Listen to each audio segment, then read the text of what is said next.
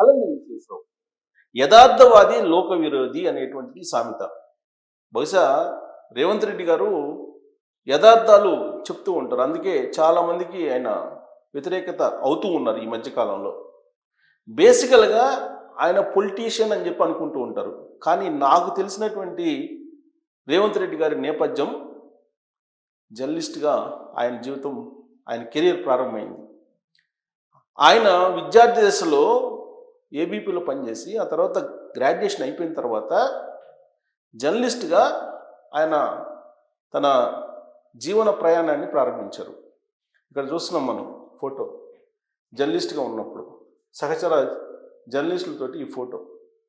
యాక్చువల్గా చాలామంది ఆయన మొత్తం పొలిటీషియనే అనుకుంటారు. కానీ ఆయన 2004లో తెలుగుదేశం పార్టీలో చేరి ఆ తర్వాత జెడ్పీటీసీగా పోటీ చేసి స్పాన్ ఆఫ్ 20 ఇయర్స్లో ఆయన సీఎం కాగలిగారు. సరే, 130 ఏళ్ల చరిత్ర ఉన్నటువంటి కాంగ్రెస్ పార్టీలో ఆయన సీఎం కావడానికి ఆయన వాక్చాతుర్యం, సబ్జెక్ట్ మీద ఆయనకు ఉండేటువంటి పట్టు, ఆయన చదివిన దాన్ని ప్రజలకి అర్థమయ్యేలాగా చెప్పగలిగినటువంటి సామర్థ్యం, ఇవన్నీ కలిసి వచ్చాయి ఆయనకి. దాంతో సీఎం అయ్యారు. అయితే బేసికల్గా జర్నలిస్ట్ కాబట్టి జర్నలిజం గురించి ఆయనకు తెలుసు, జర్నలిస్టుల జీవితాల గురించి కూడా తెలుసు. అందుకే ఆయన ఆ మధ్యకాలంలో ఒక మాట అన్నారు, 95% జర్నలిస్టులు ఇవాళ కూడా బాధపడుతున్నారు, ఒక 5% జర్నలిస్టులు వాళ్ళు స్థిరపడ్డారు అనేటువంటి విషయాన్ని కూడా ప్రస్తావించారు రేవంత్ రెడ్డి గారు. సరే, ఇప్పుడు తాజాగా ఆయన మీడియా గురించి, సోషల్ మీడియా జర్నలిస్టుల గురించి మాట్లాడారు. బహుశా ఆయన మాట్లాడినటువంటి మాటల్లో నాకు అర్థమైంది ఏంటంటే, అందరూ జర్నలిస్టుల గురించి కాదు, కొంతమంది మిస్బిహేవ్ చేస్తున్నటువంటి వాళ్ళ గురించి ఆయన నొచ్చుకొని మాట్లాడినట్టు అనిపించింది. ఎందుకంటే ఈ మధ్యకాలంలో ఒక ఉదాహరణ చెప్తాను నేను, ఎలా తయారయ్యారు కొంతమంది అని అంటే, జర్నలిస్టుల ముసుగులో. మా బంధువు ఒక అతను నిజాంపేటలో ఒక హౌస్ కడుతున్నారు. హౌస్ కడుతుంటే బోర్ వేసిన దగ్గర నుంచి మాకేంటి అని చెప్పి బాగా అతన్ని బ్లాక్మెయిల్ చేయటం మొదలుపెట్టారు. ఆ బ్లాక్మెయిల్ తట్టుకోలేక నాకు ఫోన్ చేశాడు అతను, మా మేనత్త కుమారుడే.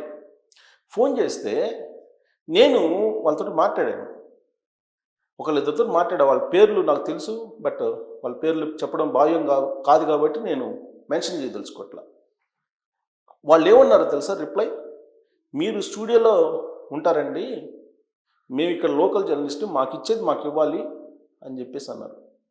ఇవ్వకపోతే ఏం చేస్తారా అని అంటే, ఏం చేస్తామో చూడండి అని చెప్పేసి మోటార్ బైక్స్ వేసుకొని అక్కడ భయపించేటువంటి పరిస్థితి వాళ్ళని, ఇంటి నిర్మాణం చేసేటువంటి వాళ్ళని.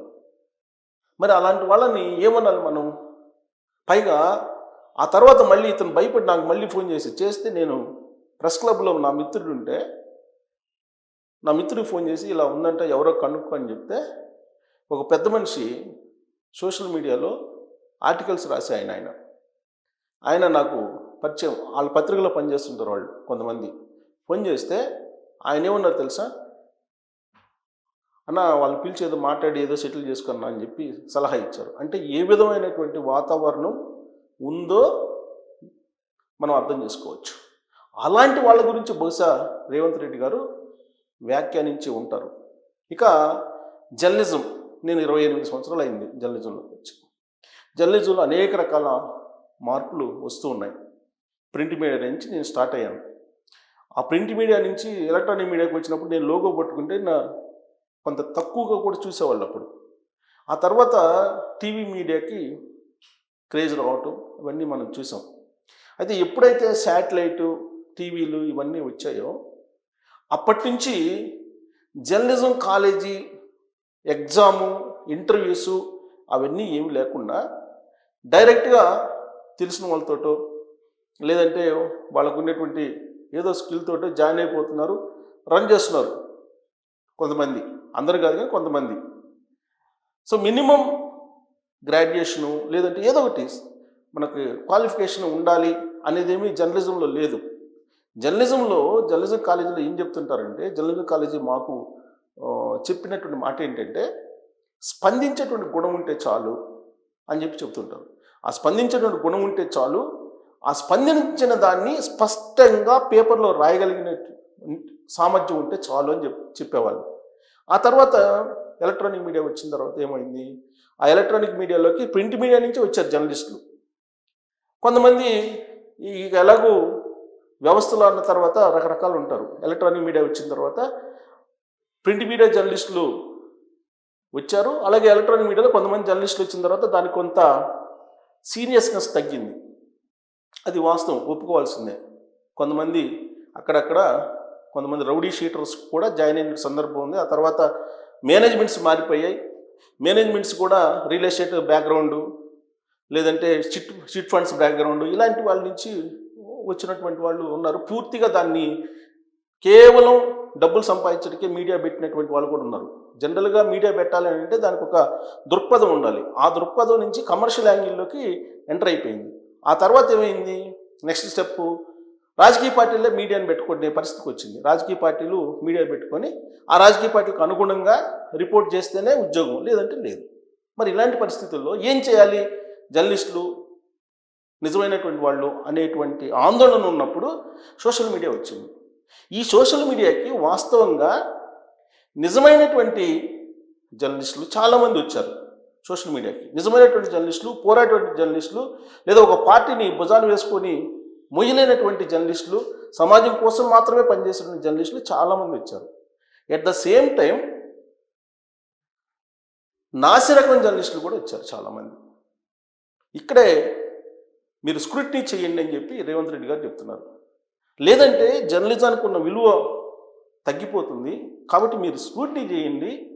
ఫర్దర్గా అసలు జర్నలిస్టులు ఎవరు, జర్నలిస్ట్ కాని వాళ్ళు ఎవరు అనేటువంటి కన్ఫ్యూజన్ వచ్చేస్తుంది. ప్రతి వాళ్ళు జర్నలిస్ట్ అనేటువంటి ఒక కార్డు తగిలించుకొని వచ్చి జర్నలిజానికే విలువ లేకుండా చేస్తున్నారు అనేటువంటి ఆవేదన బహుశా సీఎం హోదాలో కాకుండా ఒక బేసిక్గా జర్నలిస్ట్ ఆయన, ఆ ఆవేదనతో ఆయన అలాంటి వ్యాఖ్యలు చేసి ఉంటారేమో అనిపిస్తుంది. అయినప్పటికీ కొన్ని ఆయన చేసినటువంటి వ్యాఖ్యలు కొన్ని ఉన్నాయి. బహుశా ఆయన జర్నలిస్ట్ కాబట్టి బేసిక్గా అందుకని అన్నారేమో కానీ, బట్ అవి అనకుండా ఉంటే బాగుండేది. ఇంతకీ ఆయన ఏమన్నారనేది ఒకసారి మనం విన్నాం, బేసిక్ అంటే బ్రీఫ్గా విన్నాం ఆయన ఏమన్నారు అనేది.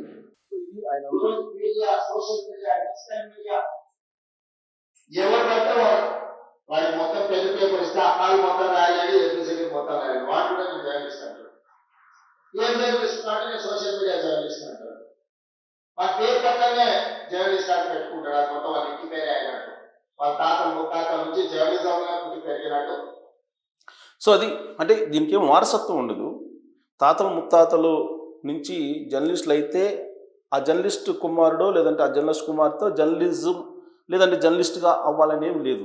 ఈ రాజకీయాల్లో రాజకీయ నేపథ్యం లేకుండా రాజకీయాల్లోకి వచ్చినటువంటి వాళ్ళు ఉన్నారు కదా, అలాగే జర్నలిజంలో కూడా ఉంటుంది. బహుశా అది రేవంత్ రెడ్డి గారికి తెలియక కాదు, సెటరికల్గా లేదంటే ఆయన ఓపెన్గా మాట్లాడాడు అనిపిస్తుంది.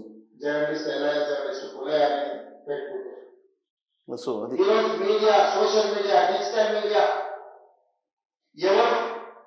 సోషల్ మీడియా డిజిటల్ మీడియా వీటి హవా ఉంది, నిజంగానే హవా ఉంది. ఇప్పుడు ఒక ట్రాన్స్మిషన్ పీరియడ్ అండి మీడియాకి. ప్రింట్ నుంచి ఎలక్ట్రానిక్ మీడియాకి వచ్చాం, ఎలక్ట్రానిక్ నుంచి ఇప్పుడు డిజిటల్ మీడియాకి వచ్చేస్తున్నాం. ఇది ఒక ట్రాన్స్మిషన్ పీరియడ్. ఈ ట్రాన్స్మిషన్ పీరియడ్లో జరిగేటువంటి కొన్ని పొరపాట్లు ఉన్నాయి.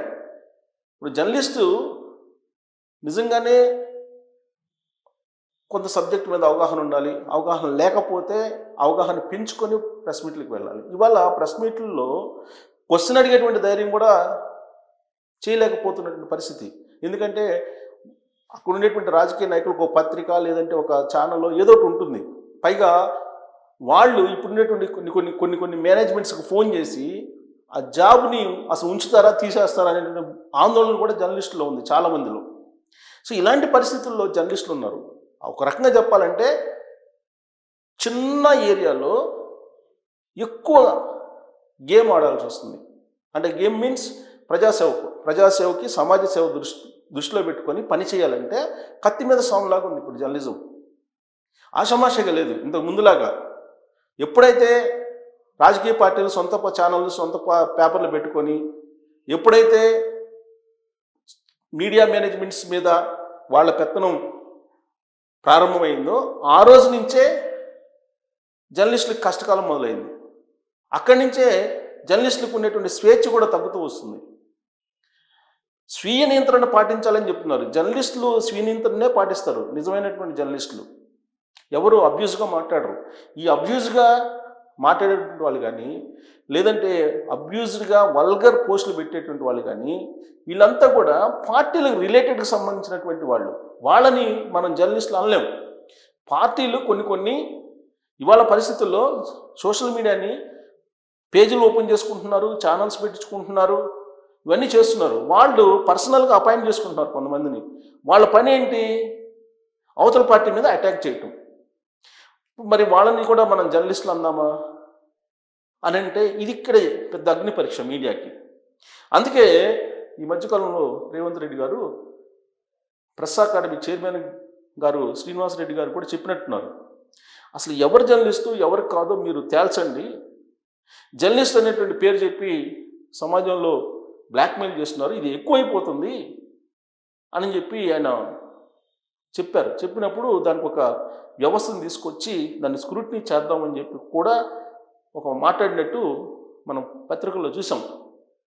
అది జరగాలి. అది జరగకపోతే ఏమవుతుందంటే నేను చెప్పాను కదా, నా స్వీయ అనుభవం ఒక టీం తోటి నిజాంపేటలో ఉండే జర్నలిస్ట్ టీం తోటి ఈ సోషల్ మీడియా యూట్యూబ్ అని చెప్పేసి వచ్చి వాళ్ళు బ్లాక్మెయిల్ చేసిన పరిస్థితి. అక్కడ అనేక మంది దగ్గర వాళ్ళు డబ్బులు కలెక్ట్ చేసుకుంటున్నారు. అది తప్ప ఒప్ప? మరి వీళ్ళు ఎందుకు డబ్బులు ఇస్తున్నారు అని అంటే దానికి కూడా నేను స్క్రూటినీ చేశాను. టౌన్ ప్లానింగ్లో ఉండే కొంతమంది అధికారులతో వీళ్ళు టైఅప్ అయిపోయింది. ఆ టౌన్ ప్లానింగ్ అధికారులు వీళ్ళతోటి చేస్తున్నటువంటి పరిస్థితి. అలా అని చెప్పేసి ప్రతి వ్యవస్థలో ఉన్నట్టు జర్నలిజంలో కూడా కొన్ని తప్పులు ఉన్నాయి. వాటిని సర్దిద్దుకుంటే బాగుంటుంది అనేటువంటి ఉద్దేశంతో రేవంత్ రెడ్డి గారు బహుశా ఆయన బేసికల్గా జర్నలిస్ట్ కాబట్టి ఆ జర్నలిజం గురించి హుందాతనాన్ని పెంచాలి, జర్నలిజానికి దాని విలువను పెంచాలి అనేటువంటి ఒక ఆలోచనతోటి లేదంటే అలాంటి యాంబిషన్ తోటి అలా ఉండాలి. మీడియా హుందాతనంగా ఉండాలి, ప్రభుత్వ విధానాల్ని తప్పుంటే మీరు ఎత్తి చూపాలి, అంతే తప్ప ఎవరెవరో వచ్చేసి అవగాహన లేకుండా ఉండేటువంటి వాళ్ళు జర్నలిజాన్ని బలహీనపరుస్తున్నారు, దానికి ఉండేటువంటి వాల్యూని తగ్గిస్తున్నారు అనేటువంటి భావనతో ఆయన ఆవేదనతో కొన్ని వ్యాఖ్యలు చేశారు. అవి కొన్ని అభ్యంతరకరంగా ఉన్నాయి కానీ వాస్తవాలు ఆయన కొన్ని మాట్లాడారు. అందుకే యథార్థవాదే లోక విరోధే. రేవంత్ రెడ్డి గారు ఈ మధ్యకాలంలో హైడ్రా గురించి మాట్లాడినా, జర్నలిజం గురించి మాట్లాడినా, లేదంటే ఈ మధ్య తెలంగాణ ఆర్థిక పరిస్థితి గురించి మాట్లాడారు. నిలువునా క్వశ్చన్ నా దగ్గర పైసలు లేదు అని చెప్పి ఉద్యోగులకు అర్థమయ్యేలాగా చెప్పారు. ఏ సీఎం అంత ధైర్యంగా చెప్పలేరు. అందుకే రేవంత్ రెడ్డి గారు మీడియా గురించి మాట్లాడిన దాంట్లో ఒక పార్శ్వం దాని విలువను పెంచాలని, రెండో పార్శ్వం ఒకవేళ ఆయన కొన్ని ఫేస్ చేసి ఉంటారు, నేను ఫేస్ చేసినట్టు ఆయన కూడా ఫేస్ చేసి ఉండొచ్చు. ఆ కోణం నుంచి ఆయన అలాంటి వ్యాఖ్యలు చేసి ఉంటారేమో. బట్ ఆయన బేసిక్గా జర్నలిస్ట్ కాబట్టి ఇప్పుడు ముఖ్యమంత్రి అయ్యారు. కానీ ఆయన బేసిక్గా కెరీర్ స్టార్ట్ చేయటమే ఏబీపీ నుంచి, ఆ తర్వాత జాగృతి అనేటువంటి పత్రికలో ఆయన జర్నలిస్ట్గా పనిచేశారు. సో అది గుర్తు చేయాలి. అలాగే జర్నలిజం విలువలు పెంచాలి. మీడియాకి సంబంధించినటువంటి కొన్ని రుగ్మతలు ఉన్నాయి, వాటిని ఖచ్చితంగా ఎంతో కొంత తగ్గించేలాగా వాటిని రూపుమాపేలాగా చేయకపోతే మాత్రం ఇది బలహీనపడుతుంది అనేటువంటి ఆవేదన ఆయన చెందుతున్నటువంటి పరిస్థితుల్లో ఆయన మాట్లాడినటువంటి మాటల్లో మీకున్నటువంటి అభ్యంతరాలు ఏంటి, ఆయన మాట్లాడినటువంటి ప్రసంగంలో ఆయన చేసినటువంటి వ్యాఖ్యల్లో మీకు జర్నలిజాన్ని విలువను పెంచాలనే కోణంలో కనిపిస్తుందా లేదా తగ్గించాలనే కోణంలో కనిపిస్తుందా అనేది మీరు ట్రోల్ చేయొచ్చు. Thank you.